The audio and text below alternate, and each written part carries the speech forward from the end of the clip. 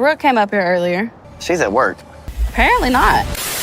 She's been lying about this, lying about that. What else is she lying about? Get the out of my house, stupid ass bitch. Welcome back to the channel, Panda Pals. Today we are doing another recap / reaction video to Life After Lockup. We're on season 6, episode 2, and today we're going to be covering Brooke and JK. So sit down, buckle up, and let's see what these absolute morons are getting up to today. We are back with Brooke telling Bonnie, a girl she does not know if she can trust, that she got fired from her job. And instead of worrying about how she's going to feed her 2 children with only $23 to her name, she's worried that JK is gonna dump her because she's pretty much useless now. If he finds out that I do not have a job, he will leave me. Look at Bonnie. She's just in her head. You're like, all right, bitch, hurry up and leave so I can text JK everything you just said. Gotta go get the boys. See you after a while. All right, bye. I feel so bad on some level that Bonnie seems to be the closest thing to a friend that Brooke has, because Bonnie's a terrible friend. And Brooke really needs some girls to make her less shitty as a person. I like how there's you unsent a message, you unsent a message. I have a feeling that she had to type this message a couple times so that they could get the right shot. 6.6 Duramax with the Allison transmission, 4-wheel drive. Oh yeah, real good looking truck. A completely unnecessary purchase. JK gets Bonnie's text message, but he can't really deal with it right now because his dad shows up to help him look at this truck. What's up, old man? Just think about the truck. You know more about this truck than I do. You think this will be good for the hot shot and stuff? Oh yeah.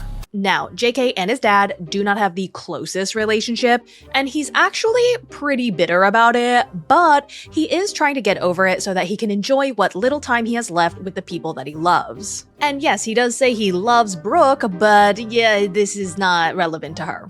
A lot of my resentment did come from his career decision in freight hauling. He would be gone months on end, across country. I'm sorry. Is he saying that he resents his father because his father decided to be on the road to earn money for his family, and he's literally looking at a fucking truck to do just that? Are you fucking kidding me? Hot shot is moving merchandise from point A to point B. You're typically home the same night. When I have a child, that child will know that they are loved. I mean, not really, because you literally told Brooke that you were gonna haul shit back and forth and you would just sleep in hotels. Being home every night is absolutely not your intention. That child will know that I care for them, and that child will know that I put them first. That sucks that you wanted a relationship with your parent and they were not present. But I think you have to be an adult at a certain point and realize that your father probably wanted a relationship with you and he couldn't because he had to do what he had to do to provide a sustainable life for you and your family. That doesn't make him a bad dad. He is putting you first. I just don't understand it. I think I could understand if I was younger, but now that I'm in my 30s and I understand what life is like and how difficult it is to pay bills and put food on your table, I just don't understand this line of thinking. I appreciate you coming out. Like, I know you didn't have to. It's just been kind of hard for me, you know, communicating with you. Especially while I was in prison, you know what I'm saying? Because you're busy and... Damn, JK's very good at communicating at this one point. I wish he would be able to communicate this well with Brooke. I wrote you this big, long letter expressing myself, like my feelings, why I did what I did. And then, like, when you wrote back about, like, your job and the dog. So JK starts to cry, and he tells his dad that he was only present when JK was thriving. But as soon as he went into prison, he was not as involved in his life. And his father doesn't deny it or fight it, which to me means that this is true, which, ouch, Dad. That's just what hurt me the most, you know what I'm saying? I can understand that. And it's like, I'm not trying to put you against mom or nothing, but like, mama's my rock. Mom is your rock because she lets you get away with everything. She lets you get away with everything. I wasn't there a lot for JK. That made him feel unloved or unwanted. That's far from the truth. All I can promise you is that I'll never leave you no matter what. You're always in my heart, you know that. Like, on one hand, his feelings are valid, right? They affected him growing up. I just feel like when you're 30, I feel at a certain point, you have to put yourself in your parents' shoes and realize that they were doing what they had to. And that is the way that they loved you. His dad is like, I love you. See, I have your name tattooed on my arm so you know it's real. And then they hug it out and they move on with their lives. I want you to know I love you. I love you too. My love for you will never end. We're gonna get this right. I promise you. Maybe discourage him from getting out of prison and immediately going $25,000 into debt to buy a pickup truck that he doesn't need. Eventually, maybe even you would want to invest into it too. You know what I'm saying? Like make it a family thing. JK and Dad. You know what I'm saying? Or whatever, you know? Like. The two may be laughing, but his dad tells us that while he is happy to see JK out of prison with all of these plans to be a better person who contributes positively to society, he is worried that he is going to give up very quickly after he realizes how difficult that's going to be, because JK, as we have seen, is not that great at handling tough situations because he is a baby who does not know how to control his emotions. What scares me about JK being out is that he's gonna give up because JK has a temper. That is facts. He really does. I've noticed a positive mindset with JK today. There was no anger, there was no lashing out, and I think that he's... Yeah, because nothing bad happened. Yeah, you can't judge someone's ability to stay calm just because they didn't get angry in a situation where there was nothing to get mad at. What? The issue is that if something happens, instead of using calm words to discuss, he immediately jumps to calling that person a dumb, stupid, ugly-ass cunt. That's the problem. Now that he has smoothed things over with good old Papa, JK heads over to see Bonnie and figure out why she's freaking out. What's up? I gotta talk to you about something. Yo, they look like they're doing some shady-ass, sketchy drug deal right now. We talking out here or what? Yeah, I'm on break. Poor girl, she has to spend her break dealing with this bullshit. Brooke came up here earlier. When? Earlier. She came up here earlier. Before right now. She's at work. Oh, that's why he was curious. Sorry, I take back my previous sass. Apparently not. While JK is doing a big think wondering what that means, let's check in with Bonnie over at JK's mother's house. I'm making meatloaf tonight for dinner. I offer to cook. I'll ask Kathy or David, like, hey, do y'all have dinner plans already? Who's cooking for your kids? Who's cooking for your kids, Brooke? Is it your mother? Trying to make sure I'm being enough help all while making sure that I'm able to do all these things for my kids, too. I mean, but if you're here, that means you are not doing it for your kids. God, I feel so bad for her mom. Could you imagine your daughter makes you her stand-in husband, making you take care of her kids part-time, and then she goes and gets fired from her job. So you not only have to take care of her kids part-time, you are now financially responsible for them full-time. That's insane. Hello. Hi, how was work? Tiring. Long day? That's why I'm late. And I also, oh God, I also feel like if you got fired from your job and you only have $23 left a week later, you have no business bringing another kid into this world. People lose their jobs all the time. You don't have anything remotely close to an emergency fund to take care of your 3 children. Where were you working at today? I was just doing my, merchandising. Yes. Just keep lying. That is the best way to build a good relationship with your future husband and future mother-in-law. I do feel bad about lying about working, but Kathy does not think me and JK are ready to be parents together. Yeah. And I cannot believe there is a world in which you disagree. You have $23 to your name. You have 2 children that your mother is taking care of financially and emotionally and just in general at this point. Like, I don't want to put all these... Look at the dad being like, the fuck did you just put in front of me, bitch? Yo, that looks like a pile of shit. So, yeah. Hey, baby. What y'all got going on? Just waiting on you so we can eat. Oh, yeah? JK tosses away his paper plate and he's like, yeah, I'm not eating that. And then he plops down to eat his takeout, and Brooke gets a little salty about his piss poor attitude at the delicious meal that she has made for him. I got my own food. You're not gonna eat dinner that I cooked? No. Yes, please. You're not gonna eat what I made? Also, Brooke, who the cares? It's meatloaf. You just put barbecue sauce in ground beef and stuck it in the oven. Calm the fuck down.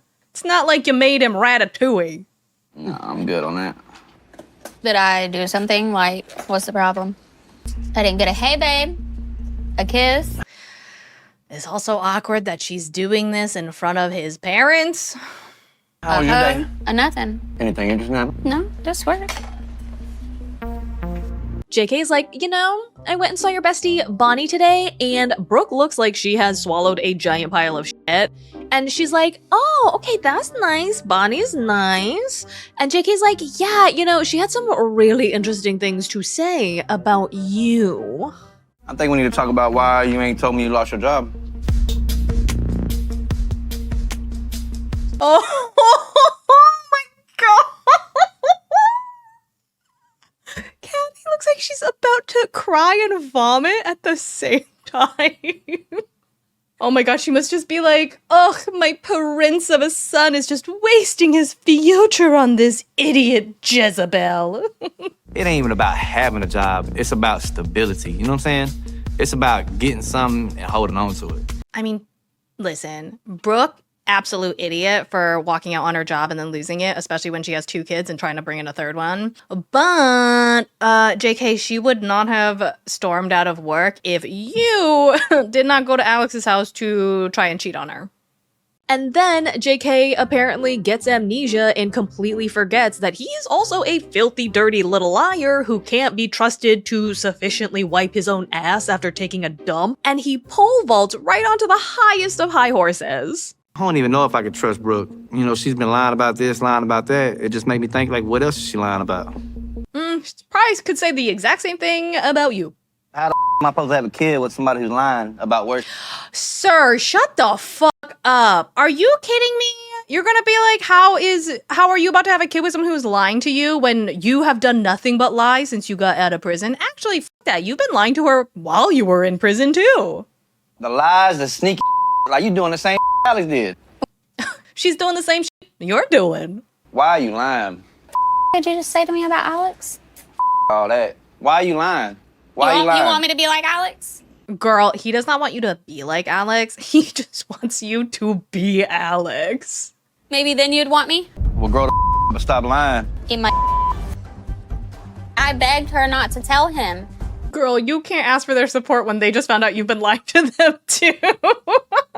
I think Brooke lying is a terrible mistake because you can't start a relationship based on lies and distrust and dishonesty. I mean, listen, she's not wrong, but she's got to take off them rose-colored glasses when it comes to her son.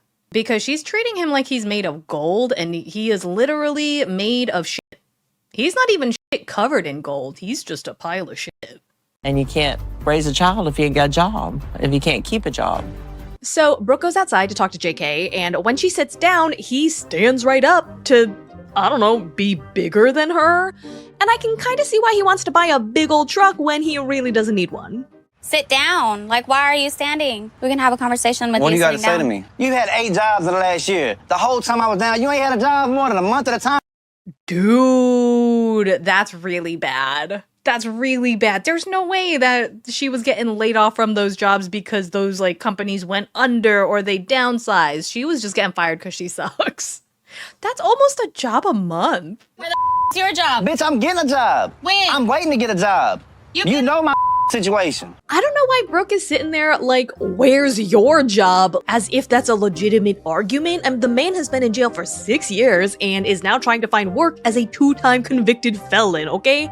Also, he technically has a job prospect lined up with all of that shit working against him.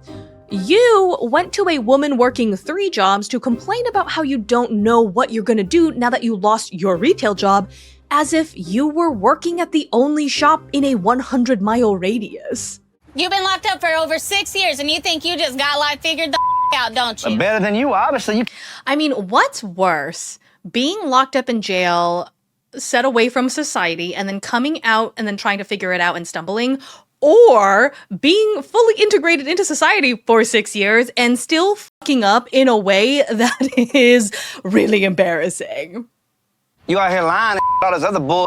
What's the difference between you and Alex? There's a big difference between me and Alex. You've been lying about everything. I'm not trying to hit that whole ass. Sorry, I do need him to specify what everything is, because technically, I think this is the first lie she's told him. You did the same thing, but you were at your ex's house. Hey, you need to catch your ass back to Whitney. That's you need to do. I can catch it right in my own. I got my own. Get the out of my house. So yeah, JK is like, get the out of my house. And it's funny because it is his mother's house. And then Brooke is like, I will leave when I am ready, which is crazy because again, it is his mother's house. Anyway, that is all I have for you today. I am probably going to be covering Will and Courtney next because that girl keeps finding new ways to just absolutely suck. And I have a lot to say about it. I know that a bunch of you are sad and disappointed that I'm dropping Happily Ever After, but I literally do not have the time to cover 3 shows right now, and I'm honestly kind of 90-dayed out right now. I do think that I will cover Hunt for Love for the tell-all, but please do not hold me to that. I will probably be getting busier as time goes on. But once Life After Lockup is done, I will definitely be back to that 90-day swing. Maybe. Probably. Anyway, I hope you enjoyed this one. Be sure to like, comment, and subscribe, and I will see you next time. Bye!